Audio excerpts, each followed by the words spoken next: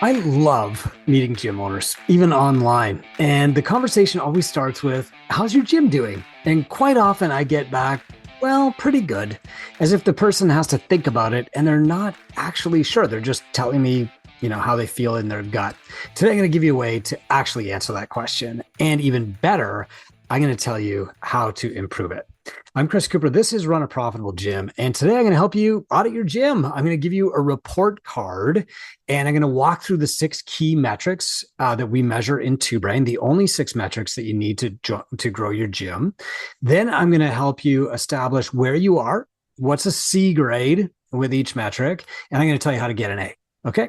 We're going to be walking through the different metrics, average revenue per member per month, length of engagement, how long you keep people, ROI, what you're getting back from all of the expenses that you're paying, like what's your return on the rent, etc. Your effective hourly rate, how are you using your time effectively to grow your gym, net owner benefit, how much you're getting paid compared to the average gym owner. And then, of course, clients, how to get more clients. And in part 2 of this podcast, I'm actually going to dive super duper deep into getting more clients because I really want to help you with that. And I really want you to understand how exactly to get more clients. Now, we're going to be borrowing some numbers from the TwoBrain State of the Industry Guide. This is the largest data set in the fitness industry so that we're starting from truth and we know what a C grade is. I'm also going to be pulling some tactics from the TwoBrain Business Mentorship Program. Now, I'm happy to share this stuff with you for free. And of course, our mentorship program exists to help coach you through it. So help you actually implement it, do the work, and get the results from it too.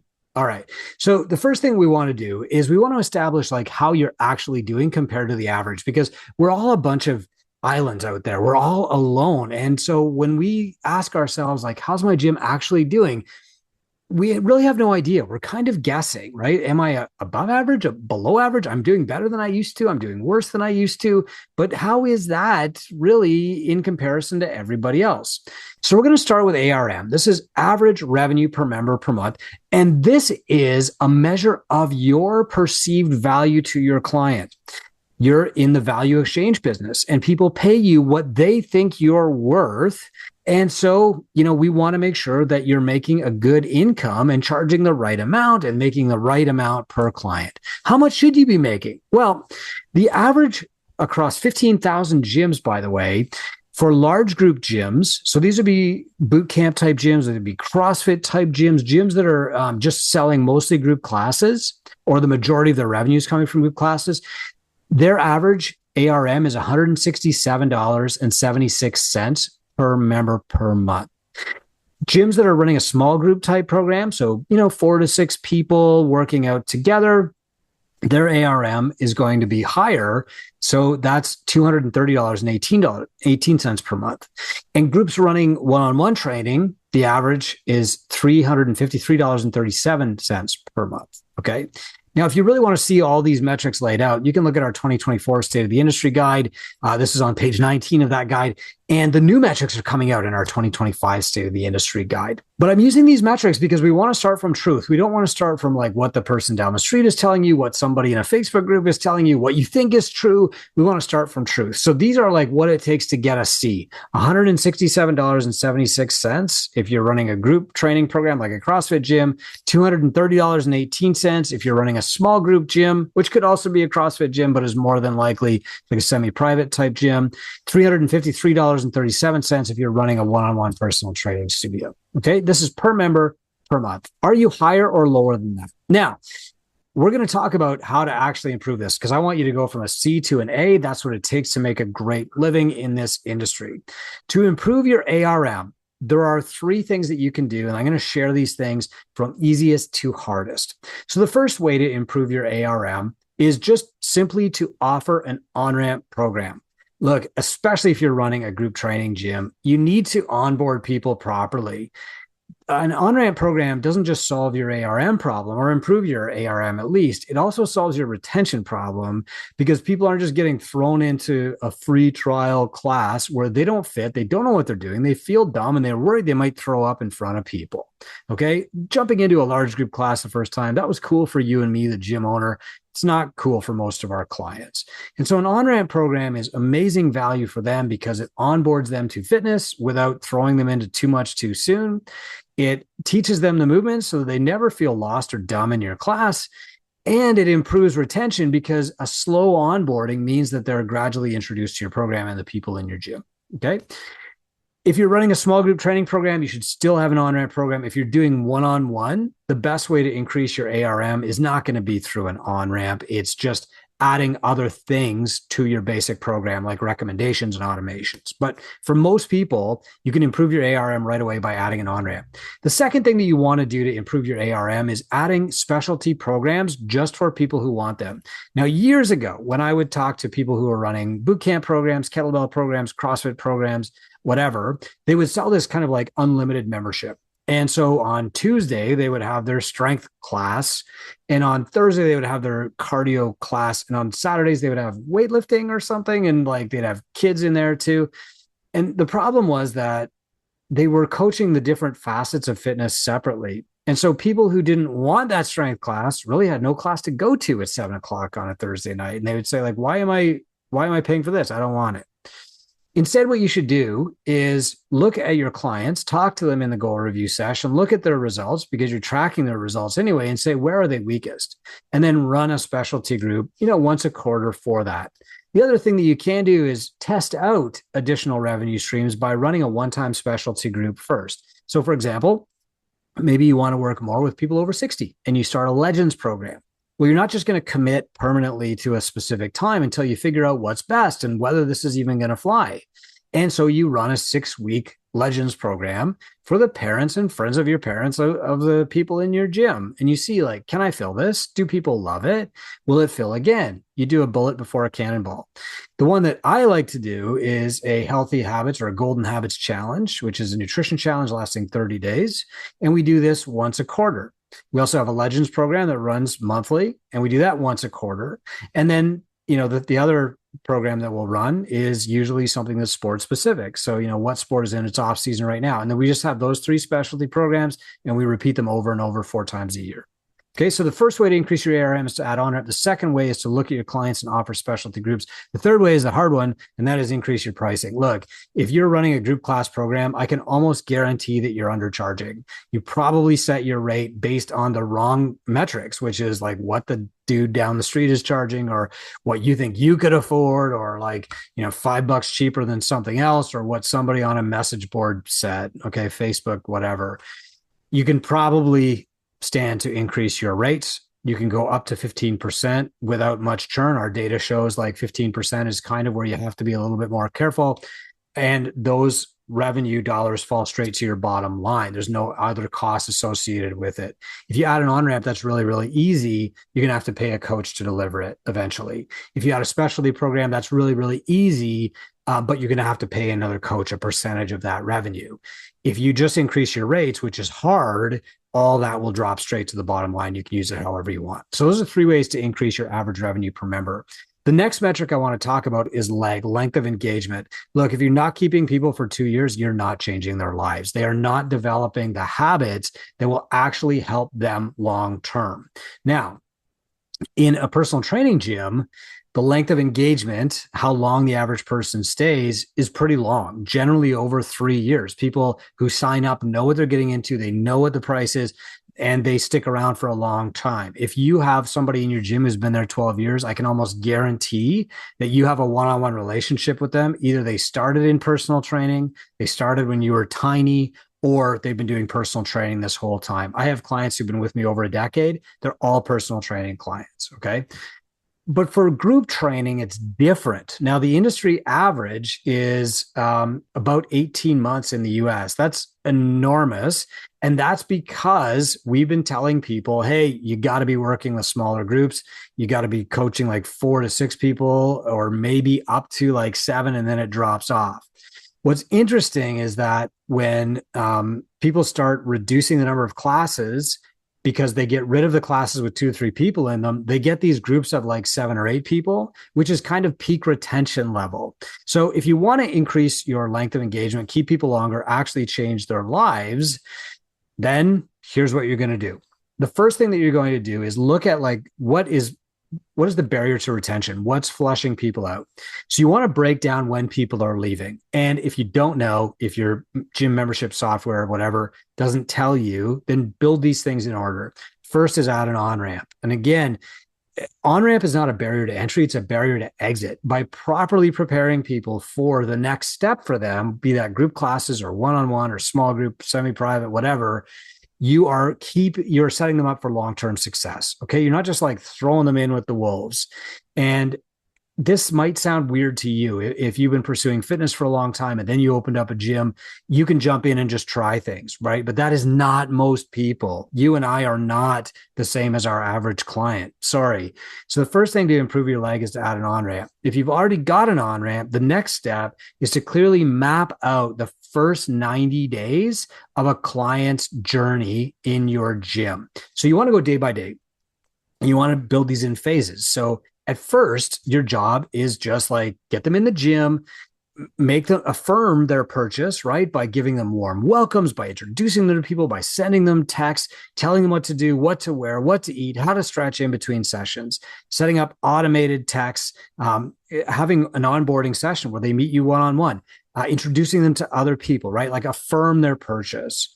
Then the next thing that you want to do is like map the next step. So you want to acclimate them. So you want to teach them the basic movements. You want to praise them. Hey, you're doing it right. You lifted 95 pounds your first try. Amazing. Whatever, right?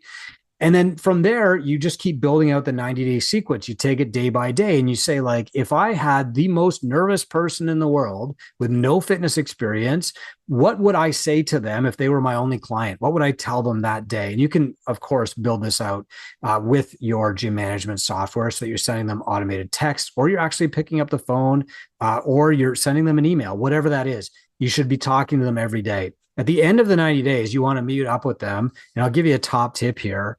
This is not intuitive, but if you ask them for a referral at the 90-day mark and they actually say, you know, my husband should join, that is a huge game changer for retention. And I won't get into the psychology of this, but think about it. If you took a friend to a restaurant that you loved, you would spend the entire meal convincing them how great the restaurant is, right? Isn't that so cool? Did you notice what the waiter just did there?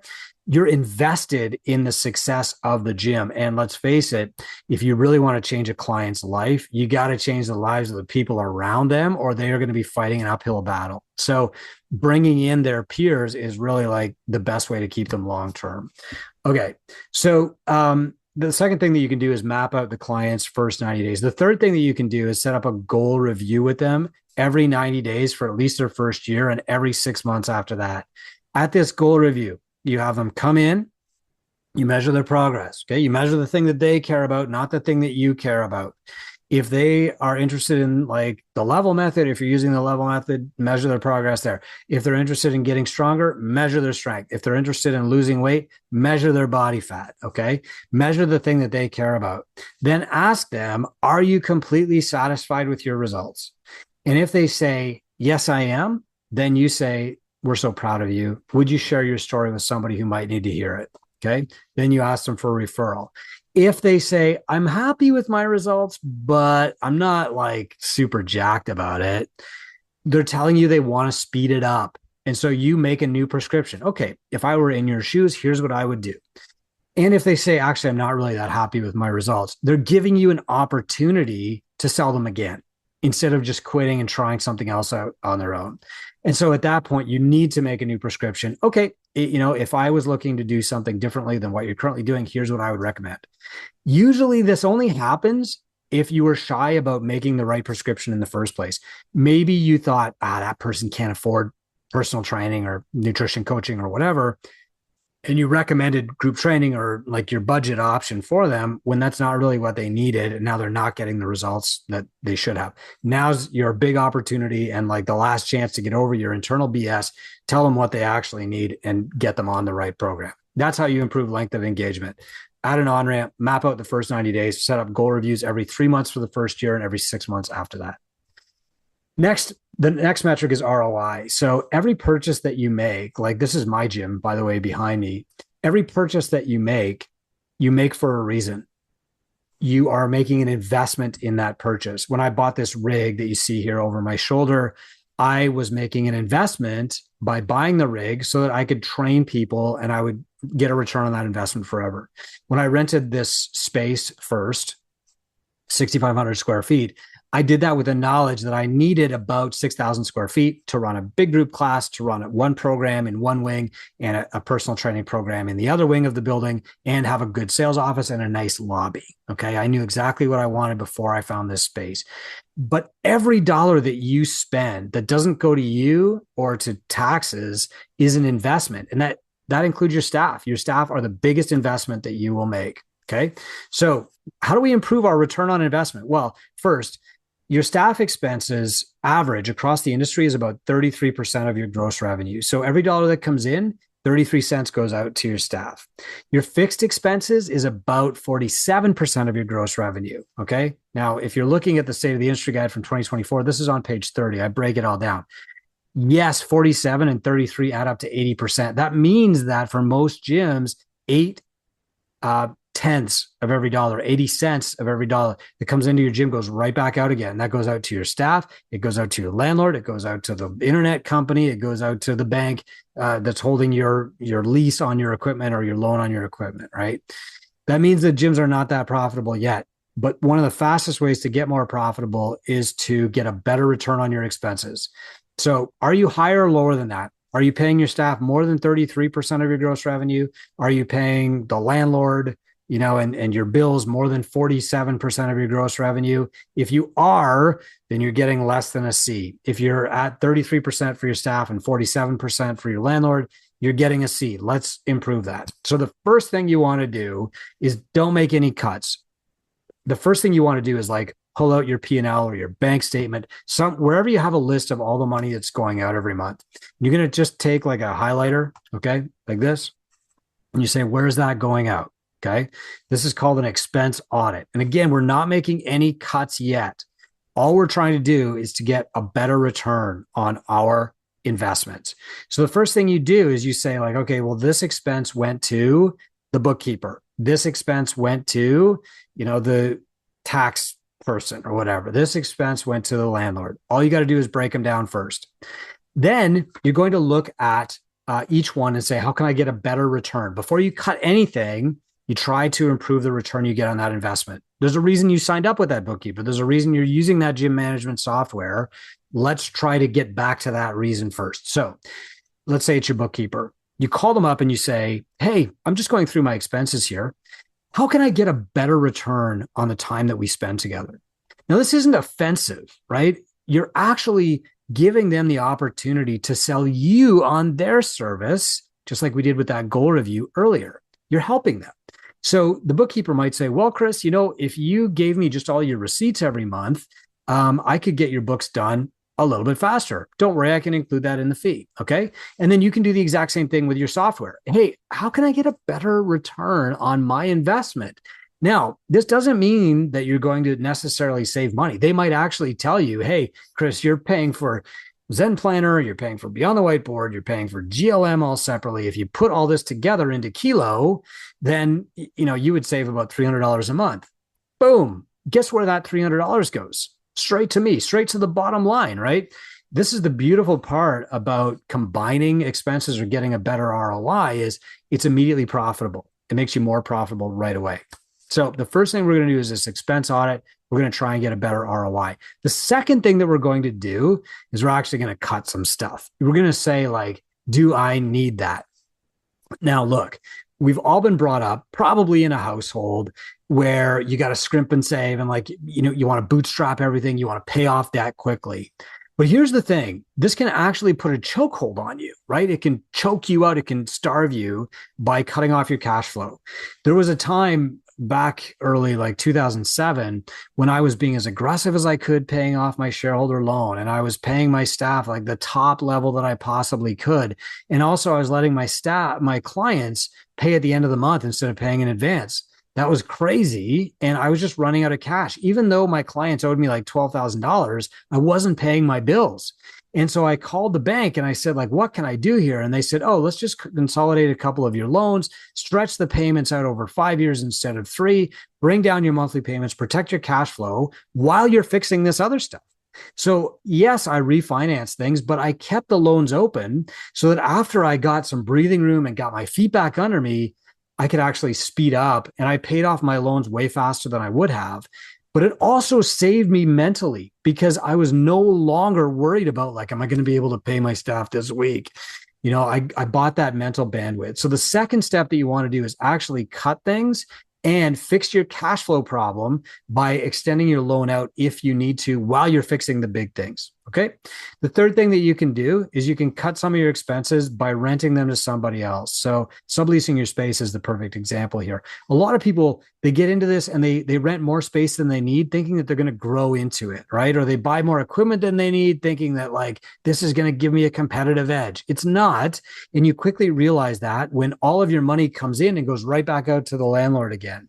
What do you do with that? Well, you sublease some of your space, right? You audit. You say, like, hey, when I opened up, I thought it would be cool to have like a coach's hangout room, but 400 square feet, that comes out to like $300 a month in rent. And all I've got is this dirty, smelly room that I can't use.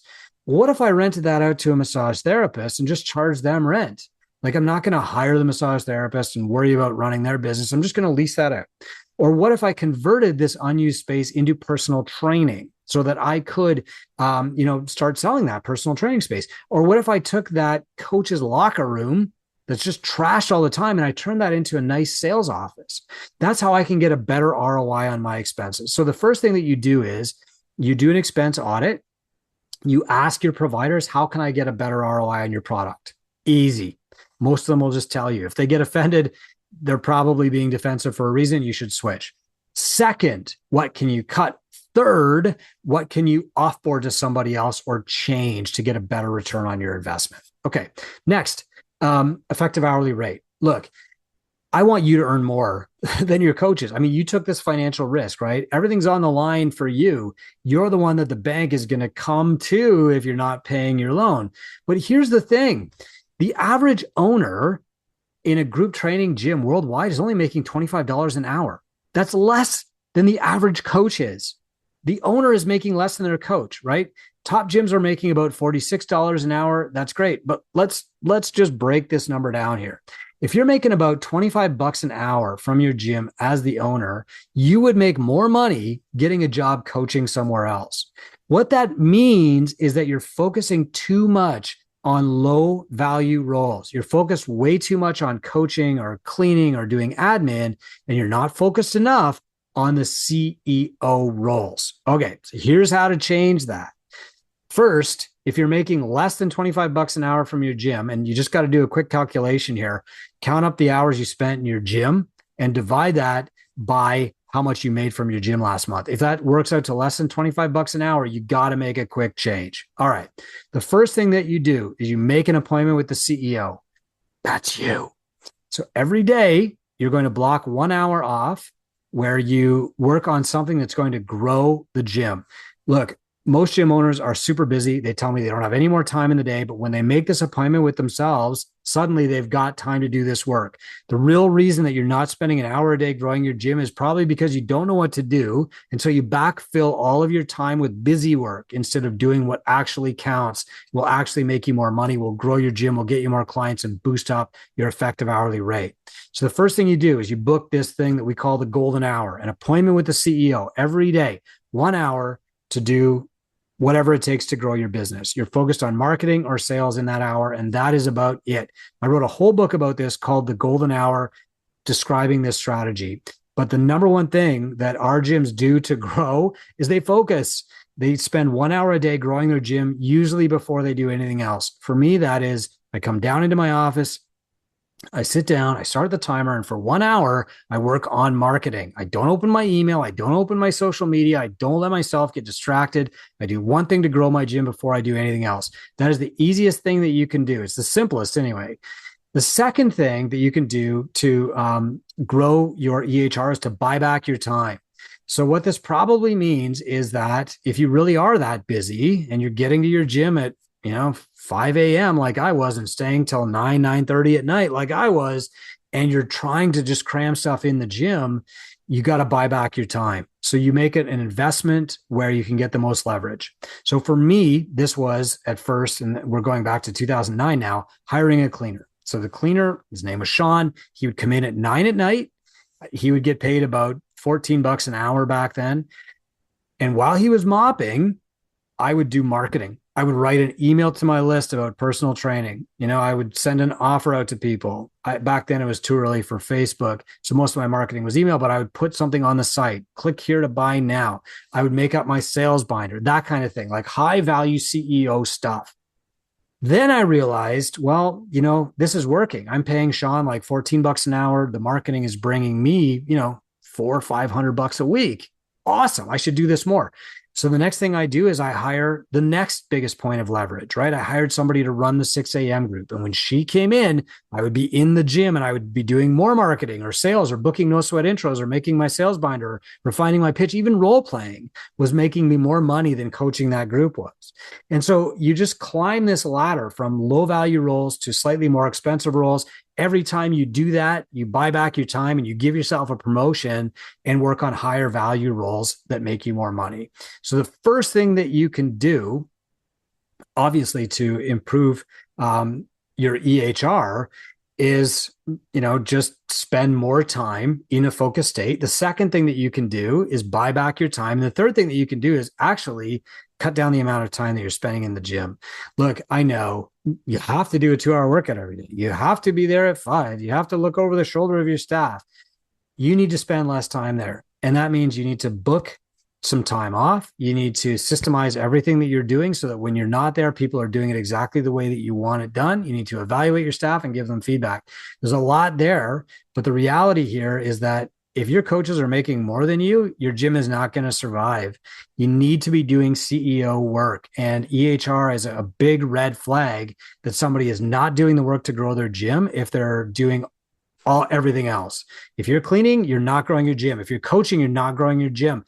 If you are, doing the admin work and the bookkeeping, you are not growing your gym at that moment.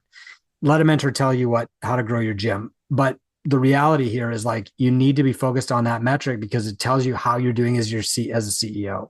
If you're making less than $25 an hour, you're not getting a passing grade as a gym owner. The fifth section here is net owner benefit. And this is how much you're actually making from the gym. Look, none of us got into the gym business to make money. We got into the gym business to make a difference.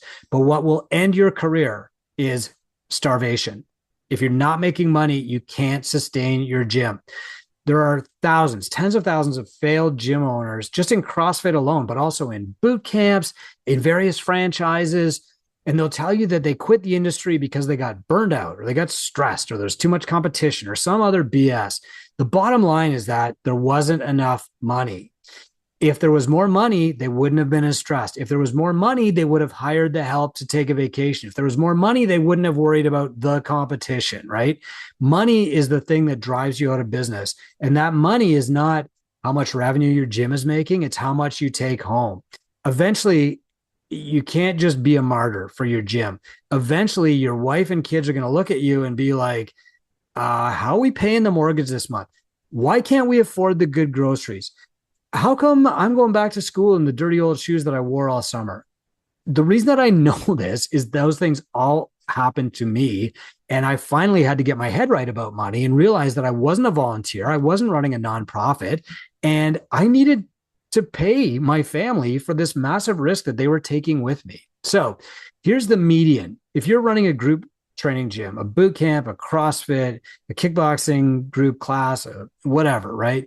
The median monthly profit is $4,000. If you're making less than $4,000 a month take home from your gym, you're not even getting a C grade. Our top gyms are taking home over $20,000 a month. Don't worry about them right now. That's an A++. Worry about making more than $4,000 a month. Okay, so ask yourself though, are you higher or lower? Here's how to improve your net owner benefit. Number one, pay yourself first. This is the profit first strategy. John Briggs wrote an entire book about this just for micro gyms. And basically what you want to do is prioritize your own income.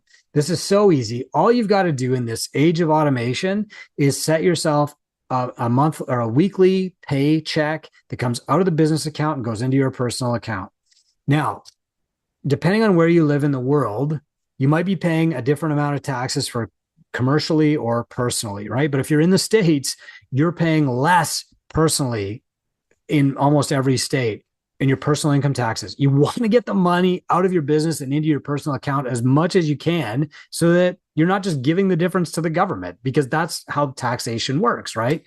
You want to have a tax strategy, but you want to start by paying yourself first. Even if you're like in Canada or another country where the personal income taxes are higher than the corporate income taxes, you want to start making that decision to take more out of your business. You can reinvest it, but the business has to pay you. Okay. So start with the discipline. I used to write myself paper checks for 3 months in advance and take them to the bank and deposit them all at once so that I knew that that money was coming out and I didn't have to think about it.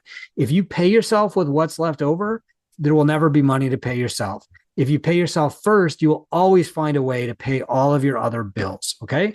Mike Michalowicz has a great book on this called Profit First. So the first thing you want to do is just automate your pay. The second thing you want to do is automate your raises. So if you say, I can just pay myself $50 a week right now to start. Good. Automate that for the next 3 months. But then I want you to automate the following 3 months, $10 higher. $60 a week. If you're able to pay yourself $1,000 a week right now, great, fantastic, right? That puts you just slightly above the median. That's good, right? The average gym owner should be making about $1,000 a week take home. If you're making that right now, wonderful. Schedule that out for the next month. But the following month, I want you to automate the raise. So you're not just going to automate the base pay forever. You're going to automate the raises. 5%, 10% is good. Keep doing that every quarter, right? Automate the raises. And finally, if you really want to increase your net owner benefit, increase your profitability, go through the other steps here, increase your ARM, increase your LEG, increase your revenue, decrease your expenses, work more on growing the business and less in like delivery and mopping. That's how you grow your profitability. And we have a whole stage of mentorship devoted to just this, because let's face it, you're the crash test dummy in your business. Until your business can pay you, it hasn't proven that it can pay anybody. You should not be committing to hiring anybody else full-time until your business can pay you. How much should it pay you? Well, it depends where you live, of course, but you want to set a perfect day goal. So in a perfect world, how much should the gym be paying you to cover all of your expenses with a bit left over? That is your net owner benefit target. It's based on your perfect day exercise. You'll go through this with your mentor. And of course, once you've got that target, now your business has proven that it can pay somebody a full-time meaningful wage, and you can start working on hiring somebody else. A lot of gym owners put everybody else first. They underprice because they're putting the client's budget first. They overpay their staff because they're putting the staff first. They're the last one to eat. And of course, they are the linchpin. And then the business fails and everybody's screwed. Okay. That's how you improve your net owner benefit. The sixth metric is clients. And I save this for last because this one deserves a deeper dive. Everybody I talk to thinks that getting more clients will solve all of these other problems. It won't. In fact, sometimes getting more clients makes things worse. It's like pouring gas into a broken engine. If you go faster, the engine will just break faster. The average number of clients in a coaching gym is 122.5. The reason that a lot of gyms go bankrupt, and I shared a bunch of reasons earlier, but the number one reason is that they think they're going to get 200 clients, 300 clients. And based on that assumption, they underprice. They get too much space. They take a loan that's too big. They hire too many staff. Most gyms, and I mean more than 95% of gyms, get less than 150 members. But if you've got 150 of the right members, you'll charge them the right rate and they'll pay it. You'll keep them around long term. You'll be able to make a good income for yourself and your family. You won't be cleaning up. You won't be like buying extra equipment, renting too much space. Your expenses will be in line and you'll be able to pay coaches full time. I want you to understand that the average gym is not getting 300 members, no matter how many discounts they give, no matter how low they price, because when they bring in the wrong people to try and get that headcount up, those people churn out too quick, they underpay, and then you start losing staff because of the crazy turnover, okay? So a C grade is 122 clients. So I'm going to tell you how you can make an amazing living with 150 clients in your gym that you really like by getting the right clients. And I'm going to also tell you how to get those clients by building out 4 funnels and figuring out your marketing, getting a plan for your marketing together. I'm going to solve your marketing problem for you on this podcast. We're going to be using some metrics from the Two Brain Business State of the Industry Guide so you can tell exactly how you're doing compared to everybody else. And I'm going to do something I don't normally do. I'm going to open up a tool that we actually use in Two Brain to help people audit their marketing funnels. I'm going to show that on my screen. It's not something that we give away. I know you're used to me giving away just tons and tons of helpful worksheets and tools in gymownersunited.com. And while those things are helpful, they're not the same as what we use in Two Brain. In Two Brain, we go deeper, we go more specific. We work one-on-one with a mentor and you to help you determine what's going to actually work in your gym. Two Brain is not just a program that you check boxes and follow, and it's the same for everybody. Two Brain is a mentorship program. And so we help you apply these to your gym, keeping your gym unique and not feeling like a franchise. We're going to talk about getting more leads. We're going to talk about getting those leads to show up in your gym. We're going to talk about getting those leads to actually buy. Okay. Now we're going to start this with a frame. We want to start with data. We want to start from truth. The average number of members that a coaching gym has is 122.5 clients. If you have our State of the Industry Guide from last year, you can look on page 15 and you'll see how that actually breaks down. This is really, really important because while there are gurus out there and marketing agencies telling you that you need to get 30 more clients or 50 more leads or 300 members in your gym, those don't actually bear out. It's not the truth. And that's not the strategy. In fact, if you start chasing that bone, you'll be chasing your tail in circles forever. And you'll be chasing the wrong metric because you'll do anything to get those 300 members in, including underpricing, including discounts, including overpromising and underdelivering. Worse, you might actually cut your own throat by renting too much space, buying too much equipment, overhiring staff, running too many classes.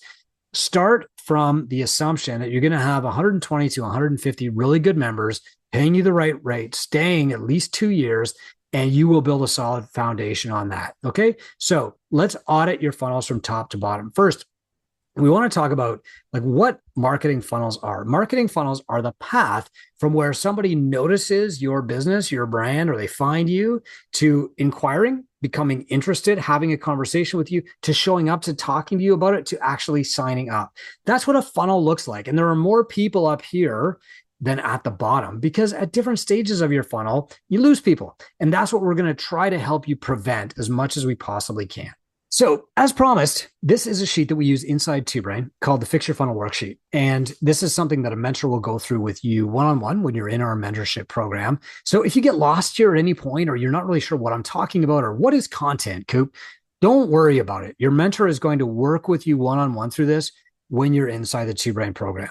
We build 4 funnels. And by the way, the reason that we break these down into 4 separate things is because the way that you solve any problem in your business is by breaking it down into smaller and smaller and smaller problems. As problems get smaller, they get solvable. Small problems are solvable. Big problems, like I just need more clients, are not solvable. They're complicated, they're complex, and they're not actionable. You can't do them. When I break these down, that's the first step to solving them or making them better. You'll see what I mean as we go through this. So first, do you have a referral funnel? Meaning, are you just passively waiting? I hope somebody brings in their partner. Or are you passively saying well, if I just make a great program, people will bring their friends? No, they won't. I'm going to tell you right now, a referral funnel is just as important, maybe more important than any of the other funnels I'm going to talk about, but you can't be passive. You have to be asking for referrals. You have to be helping your clients bring their friends in. Your clients are not marketers. No matter how much they love you, they are not going to wear, a sign up and down the street and wave it around and come into this gym. It's great. If they're asked about your gym, they might say, oh, I love it. It's so great. But they're not going to make an appointment with their best friend and bring them in the gym with them. You have to do that. You have to do the marketing with them instead of waiting for them to do the marketing for you. So do you have a referral funnel like that? If you don't tick this box. We're going to build one in a minute. Content funnel. Do you have a content funnel? Meaning, are you producing helpful things? Look, in the age where GPT is now taking over search, this is more important than ever because the robot is not going to be searching every possible article on the internet or following the same SEO play that you used when Google search was like the key. Especially now, you have to have media, you have to have content, you have to have YouTube videos or at least a blog or maybe a podcast. Are you doing that? And does that podcast lead somewhere? Are you just publishing a podcast every week and hoping it starts discussions? Or does your podcast actually point you somewhere? I'm gonna share right now. Here's my content funnel. I'm giving you this video. It's valuable. If you do what I tell you, you will make money.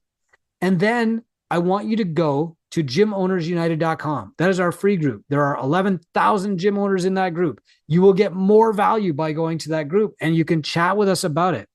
In that group, I'm going to give you more tools like this one that you see here, Fix Your Funnel, for free. Okay. I'm going to start a chat with you. I'm going to ask you how the gym's going. And if I think that I can help you, I'm going to invite you to a call with my team to talk about mentorship and coaching. You should be doing that exact same thing in your community. Why? Because sales is the first act of coaching.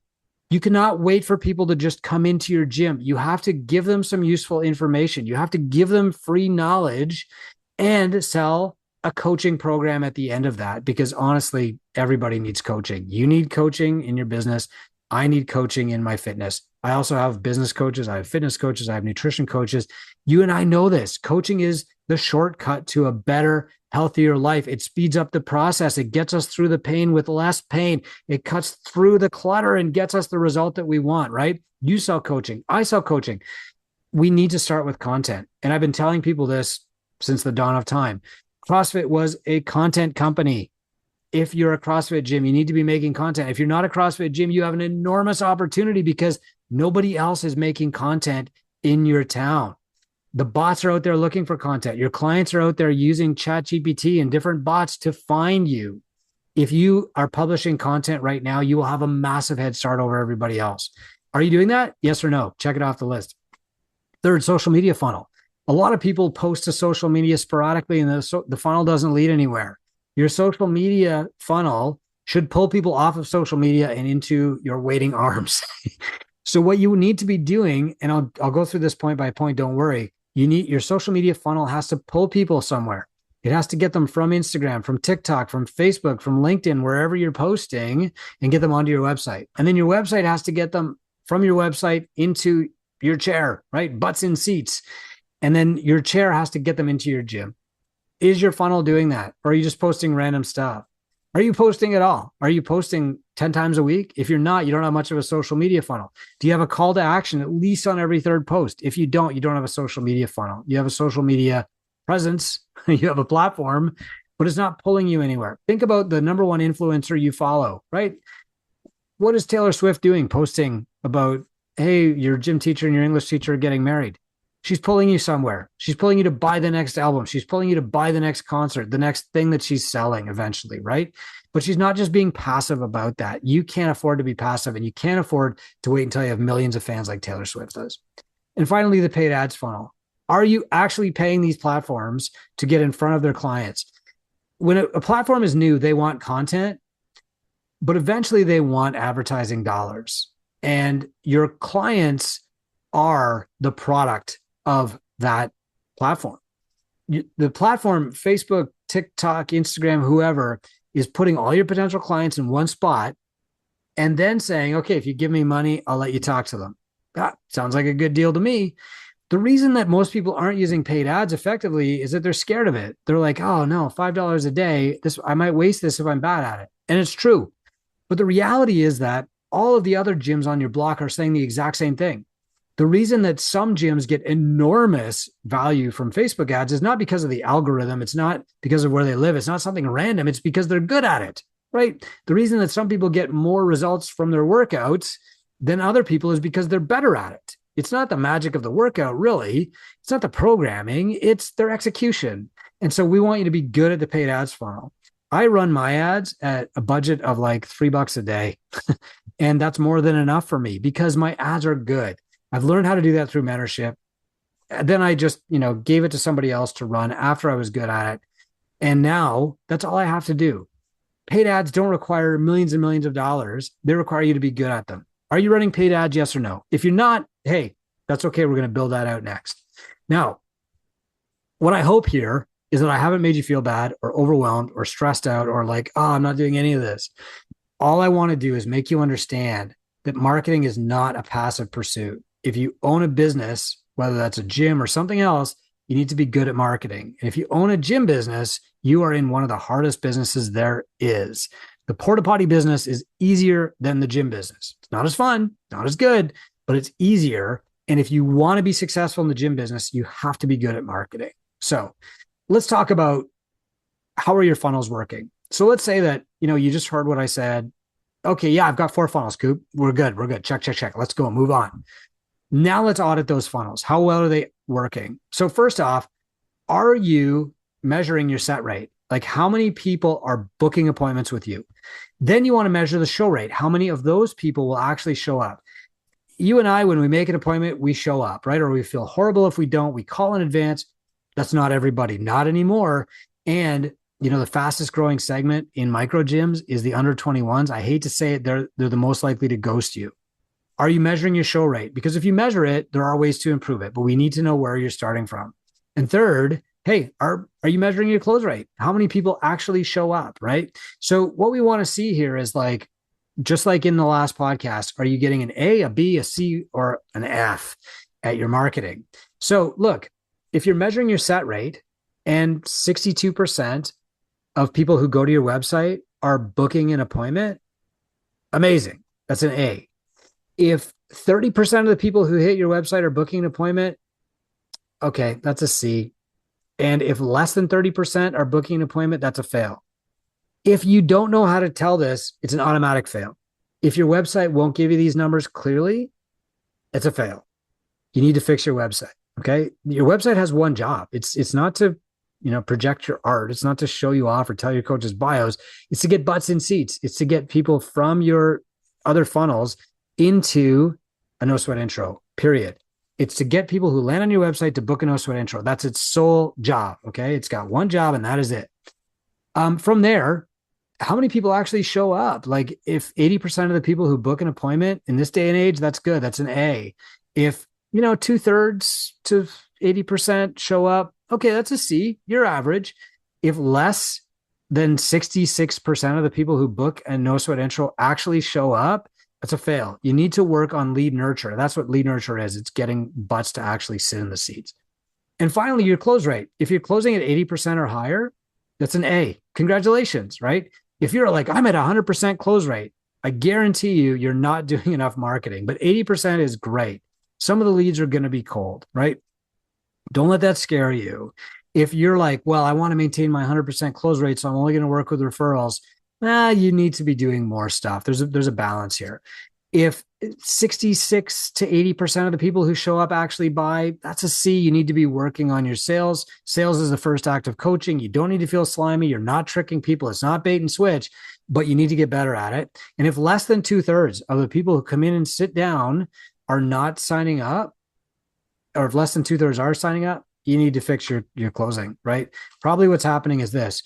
You're scared of selling. You don't want to feel slimy. You don't want to feel bad. You don't want to ask people for money. And so you're hiding by offering a free trial and people come in and they wash out. Or you just let people come in and you give them a free personal training and you think that's going to convince them and they're going to throw their credit card at you and that's it. No, that's not good enough. Sales is the first act of coaching. You are coaching them to commit to themselves. That's what sales is. And you need to get better at it. Okay. Next, here's how you fix your leaks. All right. Here's the good part, right? Here's the important stuff. Here's the reason that you came here. Now you're going to see a link in here where people can open up their Two-Brain dashboard. We track all of this and I've got some samples from Two-Brain clients in here. So just as a reminder, like you're going to get a lot of leads. Some of those leads are going to book an appointment. Some of those appointments are going to show up and some of those are going to close. What you can do here is you can identify your weak link. So in this case, if this gym has like 10 people booking their set rate here, okay, and only 3 showing up, that's their weakest link. You can also look at this on a graph. So I'm looking at this as green, yellow, red. I look at this, as a mentor in Two-Brain. I look at this gym. February, Their set rate was a yellow. Okay. Their show rate was 100%. Their lead nurture is super duper good. And their close rate was a yellow also. Two opportunities. Number one, close the leads that you get. Number two, get more leads to book appointments. Because this gym is good at show rate. Once somebody books an appointment, they're going to show up. They might not sign up, but they're going to get that gym to show up. That's awesome. If you look back at December here, you'll see it's red. They weren't booking enough appointments. And, honestly, they're not closing very well. So the biggest opportunity here is obvious, like get better at sales. When you break a problem down like this and you track your metrics, this is how specific you can be. We can fix your marketing problem like that. I know exactly what you need to do instead of guessing or pulling like 50 different options out of the air or just thinking like I need to do more on social media. This is how mentorship works. You take a big complicated problem, like I need more clients, you break it down and break it down and break it down until, aha, there's the problem. Let's fix it. Just like you do with fitness for your clients. Okay, next up. Here we go. Here's what you can do. All right. I promised you answers. Look, if you need more appointments, people are going to your website, but like they're just not booking appointments. You can improve your speed to contact. So they fill out a form on your website, call them right away. Most gyms take like almost 24 hours to call somebody back. If they call somebody back, that's crazy. That's somebody asking you for help. They're in the water, they're drowning, they're waving their hands, help me, help me. And you're like, I'll help you later. That's not going to work. Like you need to be fast. Early on when I was selling treadmills, and we're talking like 1998, 1999, my boss said, Chris, imagine every phone call is worth $10,000. And guess what? If you're selling somebody a $200 a month membership and they stay for 2 years, every phone call, every time that phone rings, it's worth $2,400 to you. Like, why are you answering that $2,400 phone call? The next thing you can do is improve the call to action on your website. If people are going on your website, but they're not booking a sales appointment with you, your website sucks, fix it. Call Kilo. They'll get things sorted for you using data-proven websites, okay? Website is not about art. It has one job, and that's to get appointments booked, period. Next, increase your outreach volume. That means do more top-of-funnel stuff, publish more content, put more on social media more often, ask for more referrals, run more ads, okay? And call your leads faster. You find out anybody has filled out a form, you call them faster. That's speed to contact in one sense, but it could also be just like instant replay. If you're using a CRM like Kilo, like GLM, for example, you can set up an automation. So even if you're not available to call them right now, even if you're super shy, like you're an introvert like me, you can at least send them an automated text and get that conversation started and then jump in when you feel comfortable. If you need to improve your show rate, so people are booking a trial, they're booking a sales appointment with you, they're booking an OSWOT intro, but they're not showing up, you need to improve lead nurture. So here's what you can do. Send personal messages through video or text. So I said you can do this automatically, but you shouldn't rely on that. If your automated texts are not getting people's butts in seats, send them a personal video. Hey, it's Coop, thought I was checking in. Audio is also fine. If you don't have a good hair day, if you're in a place where you can't send a video, send them an audio file. Then they know it's really you and it's not a bot. This is just going to get more and more important in the age of AI. Build rapport, text back and forth with them, chat with them. Like once the appointment is set, doesn't mean it's locked. It doesn't mean they're going to be showing up. You got to think of like you're sending out the tractor beam, like in Star Wars. You need to have that conversation and walk them into your gym. Remember, like the first act of coaching is convincing them to commit to themselves and sign up. The second they make contact with you, the coaching starts and you got to coach them to come in. Then you'll coach them to sign up and make that commitment. You can create some scarcity or urgency. So you can send them a text. Hey, look, I got a full day here. I'm really excited to talk with you. But if you're not going to be able to show up, please let me know in advance because other people want that spot. You can say that. Okay. You can set up an automated reminder sequence. This is kind of your safety net. If you don't have time to text them yourself, send them a video text. This automated sequence is better than nothing. And finally, the last big thing, don't let people book an appointment 2 weeks from now. They'll find something else will come up. Like they'll find a reason not to show up. Get them in tomorrow, get them in tonight. Even if like you have to do a video no sweat intro or something, that's better than having them wait 2 weeks. An in-person NSI is the best, but if they have to wait longer than 72 hours to do that, and you can get them on a video call, do your sales approach that way. Okay. Fast is the best. NSI in person is the best. But if the only way that you can get them in the next couple of days is to do it on video, you can do that. If they have to wait till next week, I'll be in town next month. No, get it done right now. And if you need to improve your close rate, again, most of this is mindset. The reason that people aren't joining your gym, if they're coming in and they're sitting in your chair, they expect to sign up. You are the barrier, right? Another Taylor Swift joke is like, hi, it's me. I'm the problem. It's me. You're the reason they're not signing up. If they come into your chair, it's not because of price. It's not because they have to talk to their spouse. They've already talked to their spouse. Their spouse knows where they are. They're not there in secret. If they give you those objections, you are the obstacle. Something you've said or done has stopped them from signing up. So here's some tips. Number one, pre-frame their problem before the appointment. Hey, super pumped to chat with you. You know, what's the number one reason you're thinking about joining my gym? Ask them that, like send them that text. You know, I just want to be prepared so that I know whether we can help you before this appointment. I also want to bring some things to the appointment that I think might help so that, you know, we can get off on the right foot, that kind of thing. Second, pre-qualify your leads. Look, in the beginning, if you don't have as many clients as you need, don't put your prices on your website. Not that you're hiding something, but you want to get the person in front of you so that you got the best chance of committing them. But you also need reps, you need practice, you need confidence, right? And so you want to get them into your gym.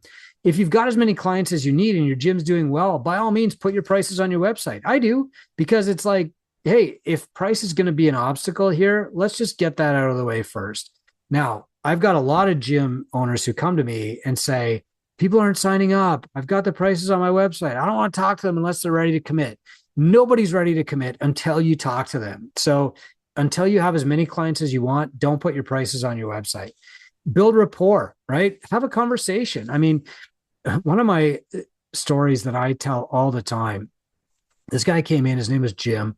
He signed up himself. He signed up his spouse on the spot, and he eventually signed up both of his kids. They stayed for over 4 years as a family. They paid just between $700 and $800 a month between all four of them. No discounts for family. Kids were in the kids program. The adults were in our group training program, and Jim was doing personal training on top of that.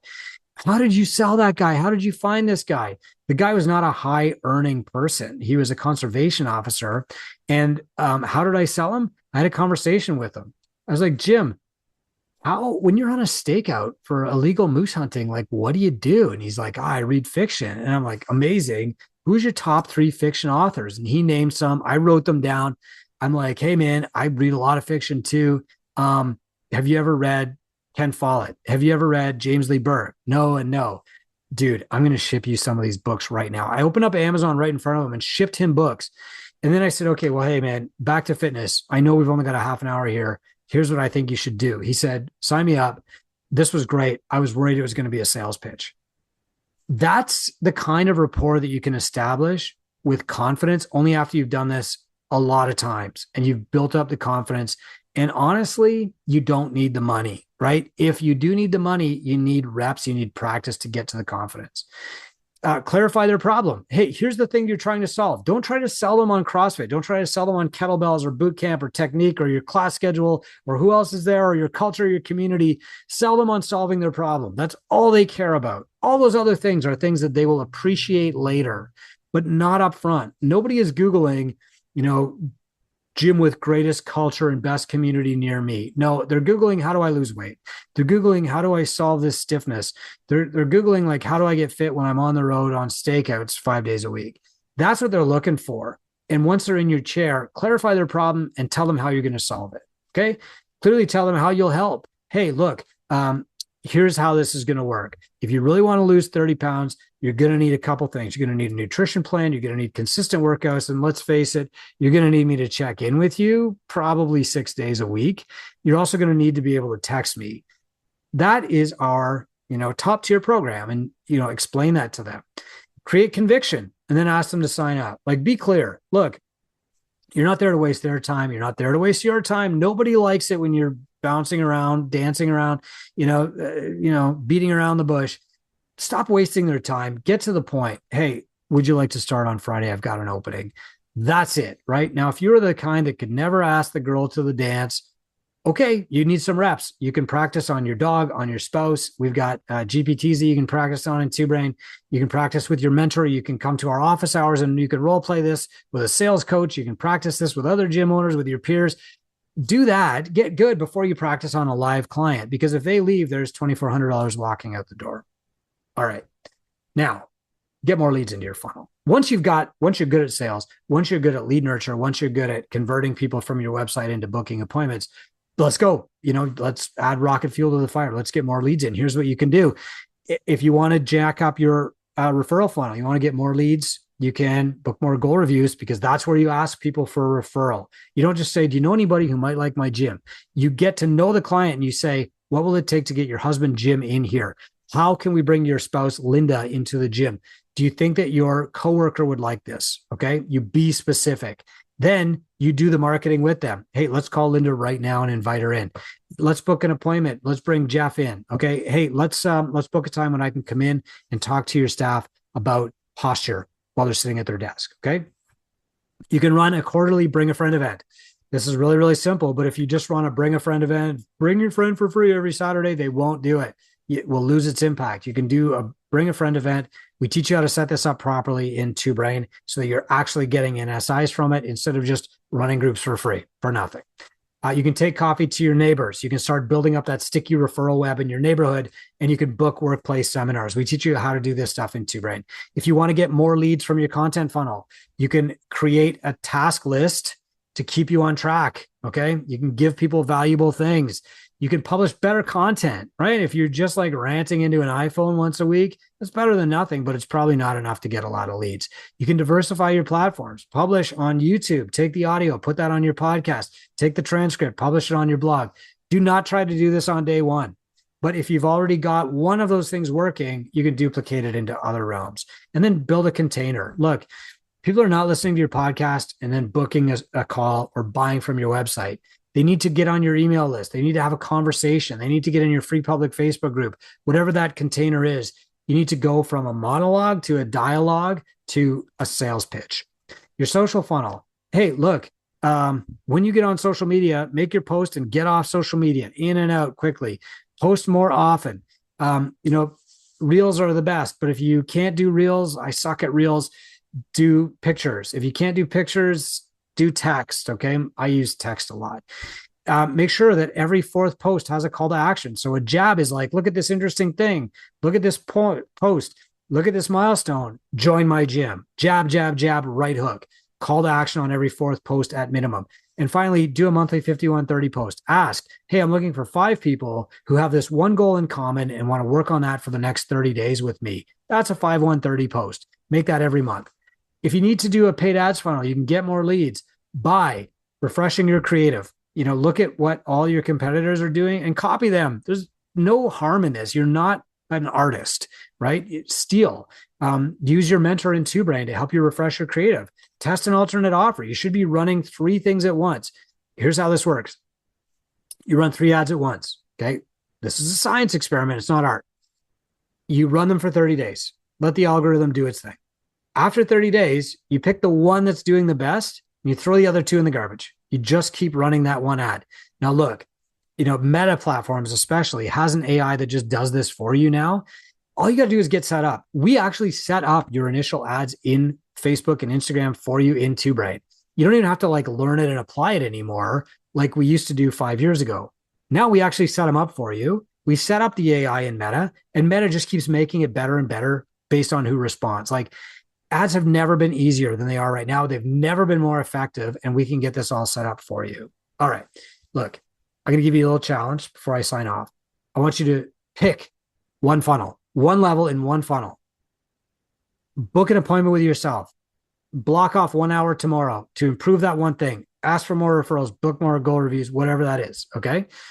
Then on the next day, you're going to do the next thing. The next day, you're going to do the next thing. Okay. So here's level 1. If you're completely lost with marketing, you're not getting enough clients, and this podcast just confused you, I want you to do this. Every month, ask for 5 referrals.